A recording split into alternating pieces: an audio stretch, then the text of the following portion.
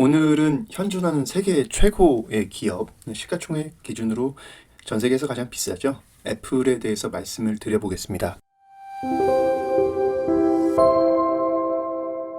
회사 소개를 애플을 굳이 할 필요가 있겠냐마는 스티브 잡스의 애플을 기억하시는 분들이 너무 많아서 팀 쿡이라는 이제 CEO, 걸출한 CEO에 대해서 잠시 소개를 해보겠습니다. 팀 쿡 씨가 처음 애플의 지휘봉을 잡게 된 게 2011년 8월 23일이었습니다. 그때부터 과연 애플의 주가는 어떻게 변해왔을까요? 이것이 현재 이제 2001년부터 2020년까지의 주가 현황입니다. 팀 쿡이 취임한 다음에 주가가 거의 11배에서 12배 정도 올랐어요. 시가총액이 현재는 그 2.6 트릴리언 USD로서 한 3,160조 원이 됩니다. 그때부터 아마 이제 애플의 혁신은 죽었다. 애플은 더 이상 스티브 잡스 이후로는 혁신의 기업이 아니다. 라고 했던 분들은 10배 이상 이렇게 오른 애플 주식에 대한 성과를 예측하지 못했었겠지요. 그런 관점에서 봤을 때는 저는 개인적으로 팀 쿡이라는 CEO가 회사를 상당히 효율적으로 잘 만들어가고 있다. 그렇게 생각을 합니다. 애플에 대해서 좀 더 자세히 들여다보기 위해서 폼 10K 리포트를 보고자 합니다. 일부 분들이 10K 리포트하고 그 다음에 이제 애뉴얼 리포트하고 좀 헷갈리시는 분들이 있는데요. 이게 사실 해석하기가 쉽지 않습니다. 이게 미국에는 이제 회계연도 종료 시점에 따라 가지고 SEC, 그러니까 이제 Security and Exchange Commission, 미국 증권거래위원회에 제출하는 자료가 있는데 애뉴얼 리포트하고 일치되는 회사가 있고 그렇지 않은 회사들이 있습니다. 어쨌든 회사 자체를 보기 위해서는 이 리포트가 가장 신뢰도가 있고 정확하다고 볼 수 있습니다. 여기서 보시면은 한국 같은 경우에는 회계연도가 이제 1월 1일부터 시작해서 12월 31일까지인데 각국마다 이게 다 다릅니다. 영국이나 일본 같은 경우에는 4월 1일부터 시작을 하게 되고요. 미국은 10월 1일부터 시작을 하게 됩니다. 그러다 보니까 9월 25일에 끝나는 회계연도로 10K 리포트가 나온다고 이해하시면 되겠습니다. 10K 리포트에서 보여주는 것이 이 애플 주가 변화 현황입니다. 보시면 그 S&P 인덱스나 다우존스 인덱스에 비해서 상당히 아웃퍼폼한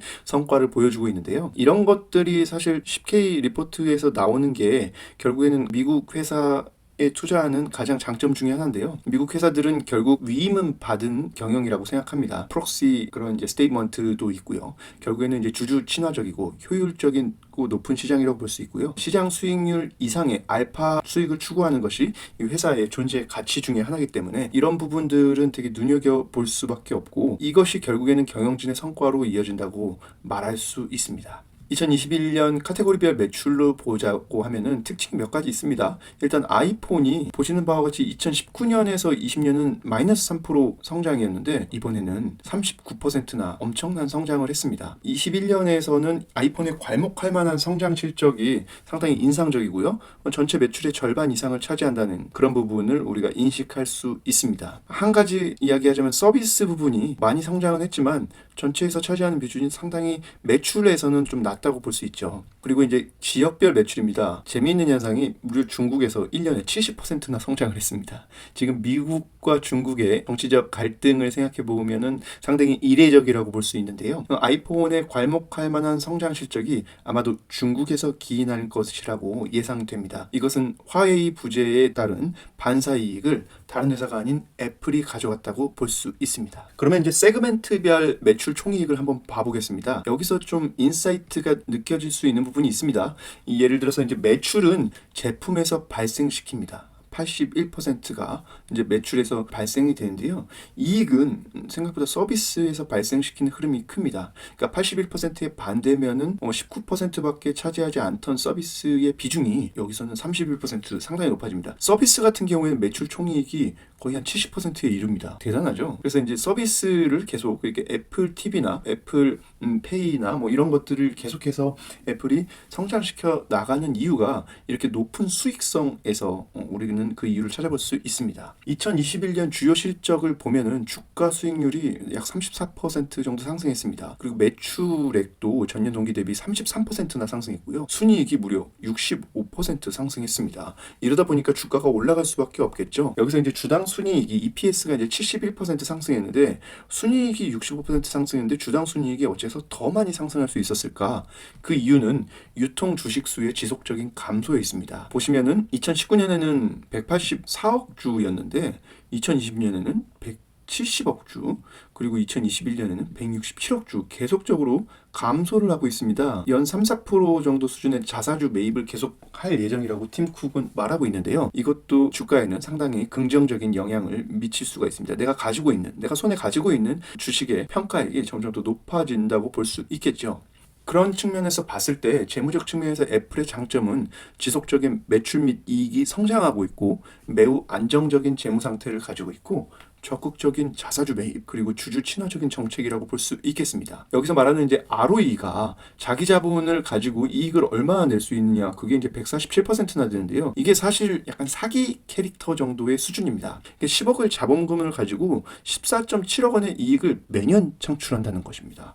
이게 얼마나 비현실적인지 비교를 해보자면요. 애플의 ROE가 아까 말씀드린 것처럼 이제 147%지 않습니까? 삼성전자의 사례를 보면은 10분의 1밖에 되지 않습니다. 14%. 그러니까 이게 얼마나 대단한 그 시장의 마켓을 아웃퍼폼하는 이제 성과인지, 이 부분에서 제가 처음부터 왜 우주 최고의 기업이라고 말씀을 드리는지 이해할 수 있으실 겁니다. 다른 말로 말씀드리자면은 자기 자본이 있고 그 외에는 무엇입니까? 이제 부채죠. 부채를 효율적으로 일으켜서 회사를 아주 효율적으로 팀쿡 씨가 잘 만들어가고 있다고 볼 수 있겠습니다.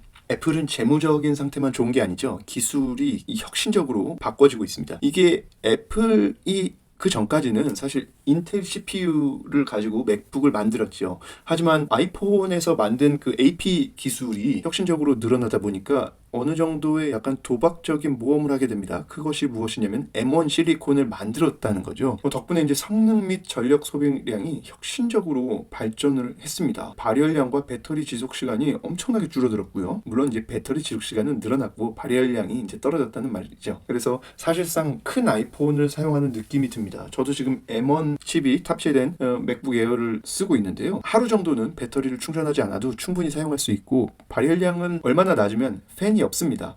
그것만으로도 정말 대단하다고 볼 수 있겠죠. 그러니까 이제 전력 소비량이 30W라고 하면은 8코어 PC가 이 정도 이제 상태 성능이 100을 보인다고 하면은 M1 프로나 M1 맥스 같은 경우에는 그 거의 한 2배까지는 아니어도 뭐 60-70% 더 나은 성능을 보여주고 있습니다. 자, 이게 사실은 큰 패러다임의 전환이거든요. 어떻게 보면 이제 2020년에는 99.9% 우리는 모두 인텔이나 AMD가 만들고 있는 X86 시대에 살고 있습니다. 그러나 이게 아크인베스트의 빅 아이디어라는 작년 자료를 보면은 2025년에는 벌써 이제 41%, 그리고 2030년에는 18%까지 줄어들고 그 나머지를 무엇이 차지하느냐? ARM, 영국의 회사죠. 이번에 이제 엔비디아가 인수를 하려고 하는 ARM 기반으로 옮겨가게 될 것입니다. 그것의 지금 선두주자가 애플이고요. MS나 아마존, 구글도 지금 자체 칩을 개발하려고 열심히 노력을 하고 있죠. 그러다 보면 결국에는 이쪽으로 넘어오게 되는데 원천 기술이라고 해야 될까요? 그것은 지금 애플이 가장 앞서 나가고 있다고 볼 수 있습니다. 그리고 가장 기대되는 부분 중에 하나가 AR, VR 기기의 출시죠. 과연 그 애플 글라스 같은 게 정말 나올 수 있을지, 올해 나올 수 있을지 내년에 나올 수 있을지 모르겠지만 나온다고 하면 애플은 항상 그 제품에 대해서는 시장의 혁신을 가져다 왔기 때문에 이게 현실화된다고 하면 추가적인 이익의 증대, 매출의 증대 를 예상해 볼 수 있겠습니다. 매출 이익 추이를 한번 보면은 매출 같은 경우에는 2018년부터 2020년까지 약간 플랫한 그 추세를 보여줬지만 2021년에서 상당한 성장을 보여줬습니다. 이익에서도 상당한 성장을 했죠. 그래서 현재 지금 P 레이시오가 TTM 기준으로 해서 28.95입니다. 그러니까 이제 TTM은 이제 Trailing 12 Months라고 해서 앞으로 이제 12개월을 말하는 거고요. 이게 P는 이제 주가 수익률, Price per Earning입니다. 그래서 earning이 이렇게 높아지고 있기 때문에 주가는 올라갈 수밖에 없겠죠. 근데 이게 현재로서는 28배. 그리고 만약에 그러면 여기서 이제 earning이 더 높아진다고 하면은 아이폰이 더 잘 팔리거나 아니면 서비스에서 수익을 더 증대를 하거나 아니면 AR, VR이 나와서 어닝을 더 증대를 한다고 하면은 이익이 늘어나면은 당연히 주가를 올라갈 수밖에 없겠죠. 그래서 이 부분에서 시장의 평가를 어떻게 받을 수 있을지 기대가 됩니다. 결론을 내보겠습니다. 장점은 일단 지속적인 매출 및 이익이 성장세에 있고 매우 안정적인 재무 상태, ROE가 상당히 높죠. 예, 그 부분에 있다고 볼 수 있겠죠. 그리고 이제 적극적인 자사주 매입, 그리고 주주 친화적 정책, 배당도 이제 실시하는 것으로 이제 알고 있는데 이런 부분들이 장점이 될 수 있겠습니다. 기술적으로는 애플 실리콘 M1 칩, 이게 요번에 시작이 됐고 이제부터 시장을 거버닝해 나가고